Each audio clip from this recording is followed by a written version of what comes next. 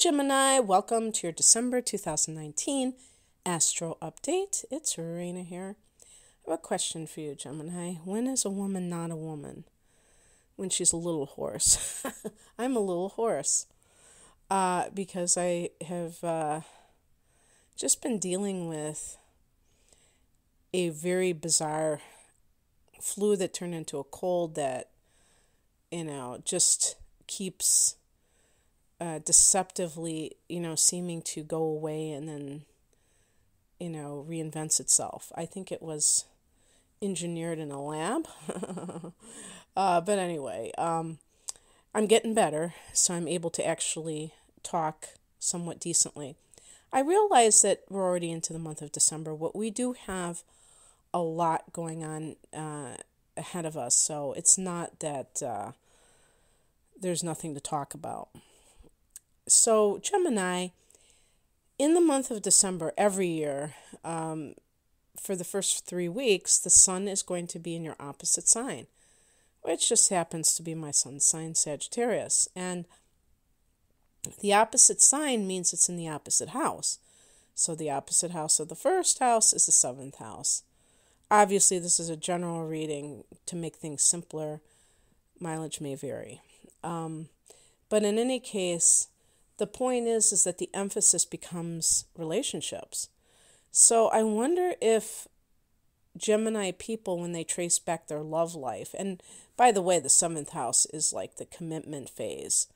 I wonder if there are like an above average amount of winter marriages or December marriages because of that seventh house, because that's the marriage house. Usually people get married in June. Oh, I just thought of something. What about in Australia? December must be the June of the Southern Hemisphere. That's really, I never really quite thought of it that way. So, yeah, especially Australians and all of the rest of you down under. So the point being that there's a lot of emphasis here, and looking at other things that may have been happening for you. One of them is Mercury in Sagittarius. Mercury goes into Sagittarius on the 9th of the month, and it's out of its shadow from the last retrograde the day before. So Mercury in the seventh house doesn't have to be romantic. The seventh house can be legal affairs and, stuff like that. So that could be something that is front and center in terms of what you're focused on, because the sun, I would say, is kind of the, the center of the universe, of your universe. So in that case, it would be seventh house matters. I wouldn't be surprised if there is some issue with inheritance for some of you, because Jupiter went into Capricorn on the 2nd of the month, and Jupiter can be about a lot of opportunities in a certain area, but also can bring a financial benefit to it. So there's a possibility that with the 7th house activity, which is more on the legal side, that with Jupiter in the 8th house, joining the party of the longer range transits like Saturn and the South Node and definitely Pluto, that this could be something significant. Like, for instance, what popped in my head was life-changing money, but this is coming from another source. I think the 8th house could even be being gifted money, if I'm not mistaken. It can be shared resources, but it's the inheritance house. It's a house of death, so it's the inheritance house. So, things of that nature. If you're somebody who's been studying metaphysics in recent years, you may finally be seeing like added clients and being able to, Mercury in the seventh is being able to communicate with them. Maybe this is even when you're launching such a business, tarot, astrology, things like that.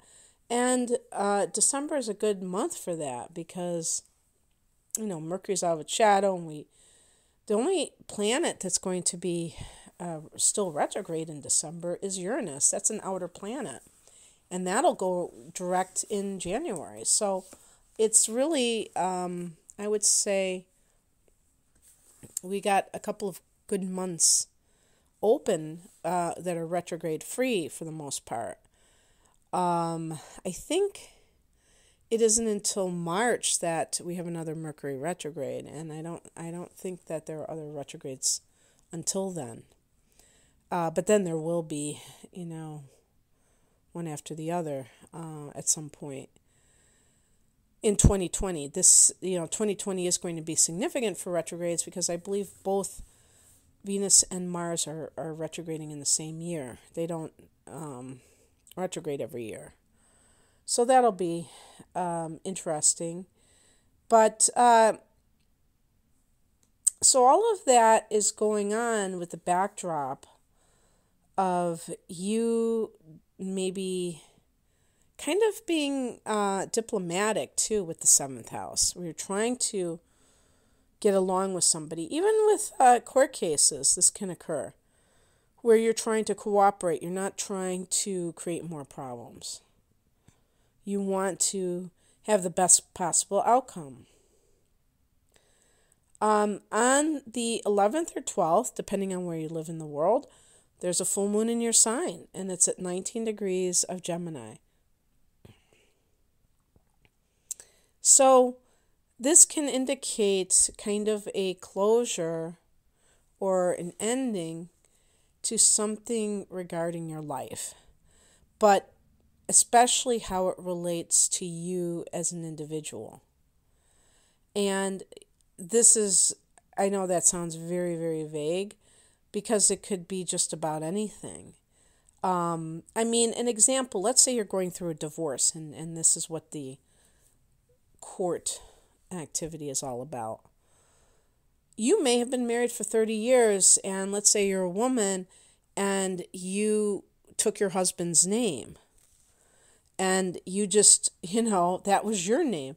Talk about losing an identity sometimes, or regaining an identity. So these things can really matter.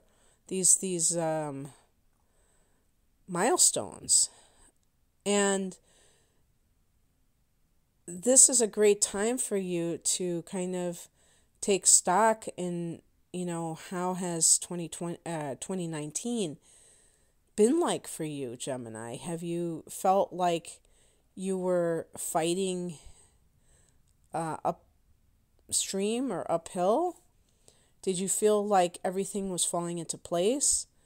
Was it just nondescript? It's a good time in December to do that. I remember when I was a little kid, they would always, and I seem to remember this in the 70s for some reason, but they would have like a recap at the end of the year. They probably did that all through when I was growing up. And I always liked that because they would, say which famous people died, what current events or, events happened in the world and politics and things like that. And it's interesting playing with this concept of time because we can easily say time is an illusion ultimately because we're eternal beings. And yet we have these material lives. And, the clock is certainly a part of that. And the reason I say this also is because when there's a full moon and maybe something's coming to a conclusion, it also means there's a door opening for something new.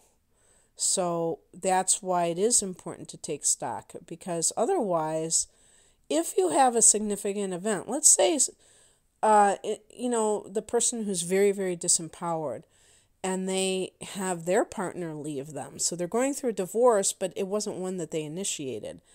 And they really feel like life is happening to them. That sort of a person is going to look at 2020 and be like, oh, gee, maybe okay, what's the name of that astrologer on YouTube, or that psychic medium, or that tarot reader? I'm going to find out what's going to happen to me, or I'm going to call one of them up. And it's really like totally giving away your power. All of these divination tools, if you will, have their place, but it also totally matters how you interact with life. And when you don't show up, then chances are very good that you will not see any kind of results. And don't get me wrong, we're all very courageous with this world. This is a very, challenging place a lot of the time. So don't beat yourself up if you felt like you fell short of the mark either. I'm just curious how many Geminis love the beginning of a new year. I think it's always so fun because it's like, that even if you could say it's an illusion, I still totally immerse myself in illusion. And the idea of the new year and the clean slate, the fresh slate. On the 20th, we have Venus going into Aquarius, a fellow air sign. And for you, Gemini, this is going to be your 9th house. That deals with long distance travel and, other cultures, other countries, other ideas, but especially philosophical ideas. Venus is here. So there's this added emphasis on, I don't know what it means for you. Maybe you're traveling in December because of the holidays and you fall in love abroad, while abroad. Maybe you are somebody who has found out that you have the money to go to college. The 8th house can be student loans, shared resources, or other people's money. And the very next day is the solstice. So the sun is going into Capricorn, one of these PowerPoint days. Sun going into a cardinal sign, just like the equinoxes. And again, that's your 8th house. And you may kind of be excavating. In the 8th house, there's a lot to excavate of your psyche, of the mysteries of the universe. These are very fascinating, absorbing kinds of subject matters. Can you tell I have the sun in my natal 8th house? And with Gemini, sometimes there's a tendency to skim along the surface of life. I think that Geminis, some going back as far as, 2008, have been doing anything but. And this may have led some of you to pursue, or you're thinking of pursuing a some kind of, I don't even like to use the word career, because it sounds like you just go, to DeVry University or something. I'm talking about a calling, a path of something metaphysical. And so that's happening, and this is the solstice, so it's a very powerful period for the sun to go into that 8th house on that day. And then a few days later, beautiful solar eclipse at 4 degrees of Capricorn on the 25th or 26th, depending on where you live. And this is a very powerful new moon.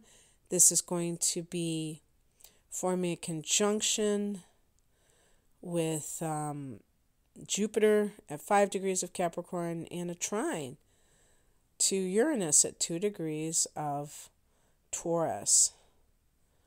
And for you, Gemini, Taurus is the 12th house. So the trine is going from the 8th to the 12th. And because of that, we're talking about two water houses. The 12th house is the subconscious, unconscious mind and past lives. So, you know, maybe there's going to be opportunities for you to study these types of subjects. How cool would that be? And there's a kind of element of luck here as well. Maybe it has to do with money.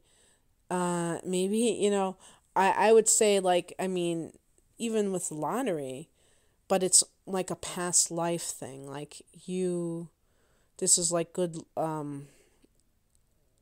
luck karma from another lifetime, something along those lines. And you know, I really believe in that, because a lot of times people will talk about inheritances, especially if they're on the larger side, and they'll say that person didn't even earn that money. And I say, yes, they did. This is not a random chaotic universe. If somebody got money, it's because they deserved it. And, you know, I know that sounds weird, but I totally believe that. I don't believe there are any accidents here. I don't believe that God plays favorites. So if somebody's getting something that somebody else isn't getting, there's a reason for that. And it doesn't mean that the other person can't eventually get it themselves either. Maybe it'll come in a form that's more suitable for their particular vibration. Who knows? But this is something that I feel is very important to respect, is not treat people who you think just, you know, lucked into money as some kind of, you know, something bad when you don't know the full story. I'm not saying I know the full story, but I'm saying what I believe. And this is what this could happen to you, so you never know. So then on the 28th, we have... Well, one thing I want to say, though, about the solar eclipse in the 8th house. This can be a rebirth. So here we go. The first house of the self, where you had the full moon, and then you have this rebirth. The full moon on the 11th or 12th, and then the solar eclipse on the 25th or 26th. So, kind of like the phoenix rising from the ashes. And that sounds very dramatic, and maybe it's not that dramatic for some of you, but for some of you it might very well be, depending on how your year has gone. And I think it's really a good omen for 2020, because I think that it's telling you that, you know, you should never give up, that there is always a dawn after the darkness. Okay, on the 28th, Mercury goes into Capricorn, so it joins the party in the 8th house, and that can likewise be something with maybe some kind of legal documents, and that you have to sign, that you have to deal with. And now you may feel like, okay, Mercury retrograde is over. Some of you may have like deliberately put this off because of, you know about astrology. And whatever this is, it could be as simple as You're doing research about the occult, about the mysteries of life. But whatever's going on,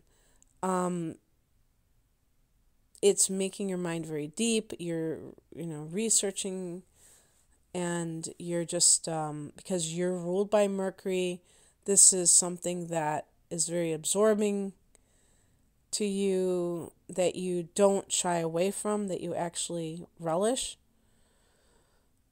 And yeah, so an interesting little, what I would call like a side effect, maybe it's a side benefit of Mercury in the 8th, is that maybe for the certain segment of the Gemini population, maybe like 99.9% of you, who have a tendency to gossip. Remember that loose lips sink ships, and I feel like you're going to be pretty tight-lipped for the next few weeks, for the first few weeks in January. Could be because you have to be, where there's some kind of a legal thing, and you can't just, come out and start yakking up about it. So I have a feeling that some of you may be like a lot more, what's that word, like, I think I was thinking of discreet at this time, because there might be a secret that you have to keep. And it may have something to do with some legal matter or money that's pending, and you don't want to jinx it or anything like that. So, in any case, Gemini, I hope that you got something from this. I have created a new reading. It's linked below. I mean, it gives you more information below. And there's a special price through December 31st. And it's like all the transits that to me are significant for you. Obviously, you can't talk about every single transit because you could go on and on. There are real short transits and much longer transits. But, yeah, so it's an extended reading. I think it's like 70 minutes, as I recall. I have to look. I've been kind of out of commission for a bit. So anyway, you can check it if you're interested. It's below this video. And have a great holiday season. Take care. Bye.